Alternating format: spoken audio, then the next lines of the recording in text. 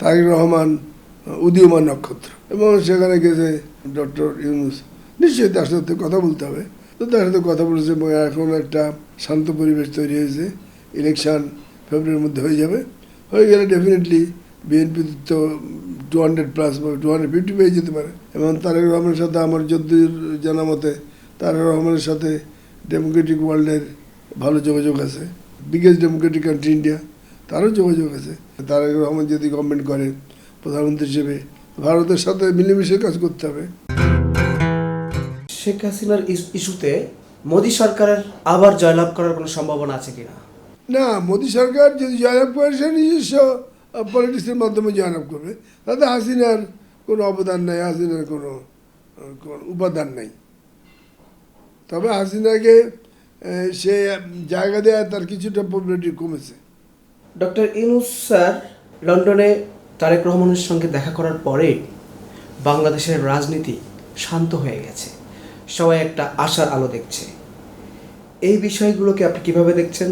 আগামী তারেক রহমান এবং বিএনপিকে কিভাবে দেখছেন? না, এ ব্যাপারে তো কোনো সন্দেহ নাই। কোনো পর্যায়ে বাংলাদেশের সেনাবাহিনী, নৌবাহিনী, বিমান বাহিনী, সিভিল সার্ভিস এবং কোনো পর্যায়ে, সকল পর্যায়ে আমরা দেখতে পাচ্ছি যে তারেক রহমান উদীয়মান নক্ষত্র, এবং সেখানে গেছে ডক্টর ইউনূস। নিশ্চয়ই তার সাথে কথা বলতে হবে, লার্জেস্ট ডেমোক্রেটিক পার্টি এখন, তো তার সাথে কথা বলেছে এবং এখন একটা শান্ত পরিবেশ তৈরি হয়েছে। ইলেকশন ফেব্রুয়ারির মধ্যে হয়ে যাবে, হয়ে গেলে ডেফিনেটলি বিএনপি তো 200+ বা 250 পেয়ে যেতে পারে, কারণ তার highest popularity remaining all over the country. এবং তারেক রহমান আজকে খুব ম্যাচিওর কথাবার্তা বলেন, এবং তারেক রহমানের সাথে আমার যদ্দূর জানা মতে তারেক রহমানের সাথে ডেমোক্রেটিক ওয়ার্ল্ডের ভালো যোগাযোগ আছে। এবং আমাদের বিগেস্ট ডেমোক্রেটিক কান্ট্রি ইন্ডিয়া, তারও যোগাযোগ আছে। কেননা তারেক রহমান তো সন্ত্রাসী দল না, বিএনপি হলো ইলেকশনের দল, ইন্ডিয়াও তো রাজনীতি করে ইলেকশনের দল। সুতরাং তাদের সাথে তাদের আন্ডারস্ট্যান্ডিং হবার কথা, এবং হয়েছে বলে আমি বিশ্বাস করি। এবং আমরা যে তারেক রহমান যদি গভর্নমেন্ট করে প্রধানমন্ত্রী হিসেবে, ভারতের সাথে মিলেমিশে কাজ করতে হবে।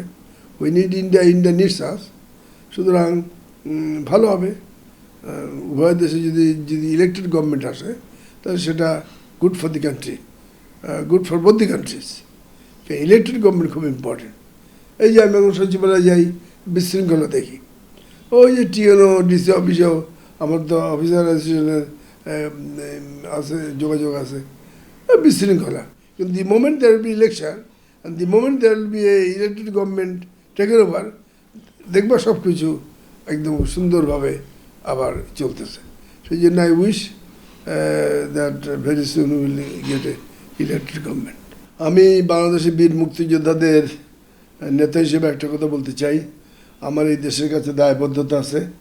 এই দেশের কাছে আমি মুক্তিযুদ্ধে শহীদি দরজা থেকে আসছি। এই যে তাজউদ্দিন স্যার লিখে রেখেছেন, সই আছে যে আমাকে মৃতদেহের মধ্যে থেকে ক্যাপ্টেন নাজমুল হুদা উদ্ধার করে নিয়ে আসছেন বলে আমি বেঁচে আছি।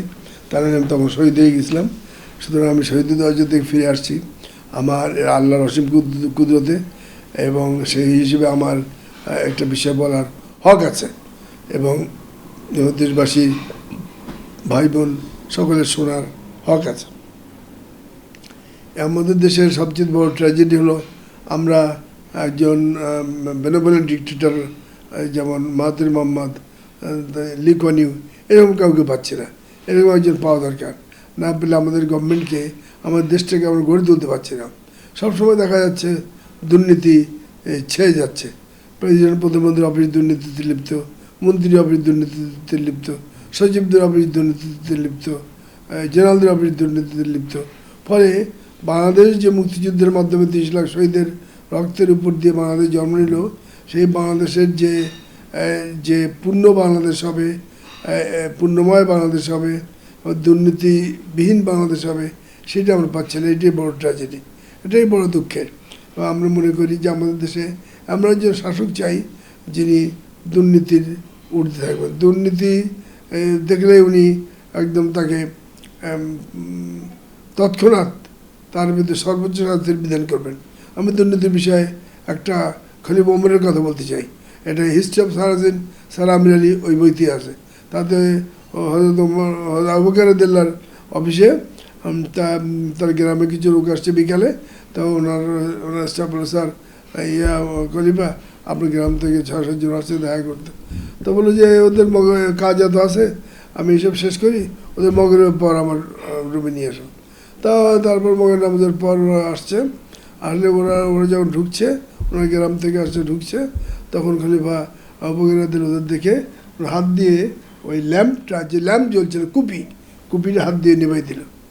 তখন ওনার গ্রামের লোকরা বলছে, হে মোহাম্মদ খলিফা, আপনি এই ল্যাম্প কুপি নিভিয়ে দিলেন, আপনাকে তো দেখতে পাচ্ছি না।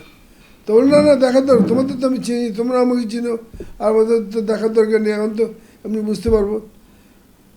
তো বলে, এই কুপিটা নিভিয়ে দিলেন কেন? দেখো, আমি এই কুপি হলো, এই কুপির এই জ্বলতেছে রাষ্ট্রের তেল দিয়ে জ্বলতেছে। আমি যে তোমাদের সাথে রাষ্ট্রের তেল যারা কুপি দিয়ে তোমাদের সাথে সময় কাটাই, কাল কিয়ামতের দিনে আমি আল্লাহ তাআলার সামনে জবাব দিতে পারবো না। আল্লাহ তাআলা আমাকে ক্ষমা করবেন না, আমি মহা রোশনালে পড়ে যাব, আমার মহা ক্ষতি হয়ে যাবে। সেই জন্য রাষ্ট্রের তেল পুড়ায় তোমাদের সাথে কথা বলতে পারলাম না। এমনি বলে আমরা কথা শুনতে পাচ্ছি। এই শিক্ষা, এই যে আমাদের 4 খলিফার জীবনে যে শিক্ষা, এই শিক্ষা তো আমি আমার এত বছর 38 বছর চাকরি জীবন, আমি তো আমাদের সচিবালয়ে, আমাদের সেনাবাহিনীতে, নৌবাহিনীতে, বিমান বাহিনীতে এবং আমাদের মন্ত্রী বাহিনীতে বাদ কি বাদ, মন্ত্রী বাহিনী আমি দেখেছি 99% চোর। প্রধানমন্ত্রী প্রেসিডেন্ট অফিস একেবারে চোরে লিপ্ত, তারা প্রতিদিন কোটি কোটি টাকা আয় করে। সুতরাং আমাদের দেশে আমরা একজন লোক চাই, যেমন মাহাথির মোহাম্মদ, অথবা আমরা একজনকে চাই লি কুয়ান ইউ, যে বাংলাদেশটাকে একদম গড়ে তুলবে এবং দুর্নীতিকে তলোয়ার দিয়ে কেটে ফেলবে, এরকম আমরা চাই। আমি আল্লাহর কাছে কায়েম অনুপক্ষে দোয়া করি, on behalf of all the freedom fighters, যে আল্লাহ আমাদের একজনকে পাঠান যিনি বাংলাদেশটাকে সেইভাবে গড়ে তুলবেন। আমিন আমিন সুম্মা আমিন।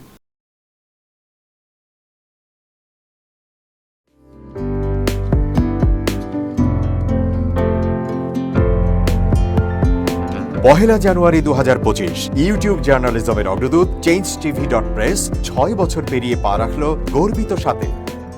চেঞ্জ টিভি আমার খুবই প্রিয় একটা অনলাইন একটা গণমাধ্যম। আমি মনে হয় অসংখ্য কর্মসূচি করেছি, অনেক বক্তব্য দিয়েছি। আমার বা আমাদের পার্টির এবং আমাদের মঞ্চের অসংখ্য বক্তব্য বিবৃতি তারা নিয়েছেন।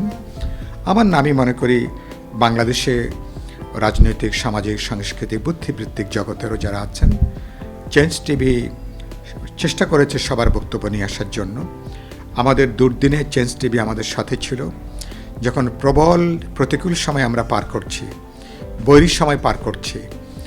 আর মেইন স্ট্রিম বড় বড় মিডিয়া যখন আমাদের বক্তব্য দিতে ভয় পেত, সংকোচ করত, দিত না, এডিট করত, চেঞ্জ টিভি তখন সাহসের পরিচয় দিয়ে একটা সময়ের কণ্ঠস্বর হিসাবে আমার নিজের বক্তব্য বা অনেকেরই, অসংখ্য মানুষের বক্তব্য, কণ্ঠস্বরকে তারা সামনে নিয়ে আসছেন। চেঞ্জ টিভি একটা ঐতিহাসিক গুরুত্বপূর্ণ দায়িত্ব পালন করেছেন। এই জন্য তাদেরকে আমি 6 বছর পূর্তিতে উষ্ণ অভিনন্দন জানাই, ধন্যবাদ জানাই, রক্তিম শুভেচ্ছা জানাই। এবার অভ্যুত্থানের পরে যে নতুন যাত্রা আমি দেখতে চাইব, চেঞ্জ টিভি আরও এটার ব্যাপ্তি বাড়বে, প্রসারিত হবে। চেঞ্জ টিভি সচেতন লক্ষ লক্ষ পাঠক শ্রোতাদের মনোযোগ আকর্ষণ করেছে। ভবিষ্যতে এটা একটা জনপ্রিয় গণমাধ্যম হবে, যে গণমাধ্যম সত্য, ন্যায় পথে হাঁটবে এবং সেই গণমাধ্যম একটা নৈতিক একটা মান তারা বজায় রাখবেন এবং একটা পেশাদারী সাংবাদিকতার পরিচয় দিয়ে বাংলাদেশ এখন যে চ্যালেঞ্জের মুখোমুখি, আমরা একটা প্রচণ্ড উত্তরণকালীন গুরুত্বপূর্ণ সময় পার করছি। এই সময় চেঞ্জ টিভি আমাদের সাথে পথ চলবে, আমাদের গণতন্ত্রের অভিযাত্রার পথে হাঁটবে। আমি এই প্রত্যাশা করি। আমি চেঞ্জ টিভির যিনি প্রধান কাণ্ডারি আমিরুল মোমিনিন মানিক, আমি তাকে উষ্ণ অভিনন্দন জানাই।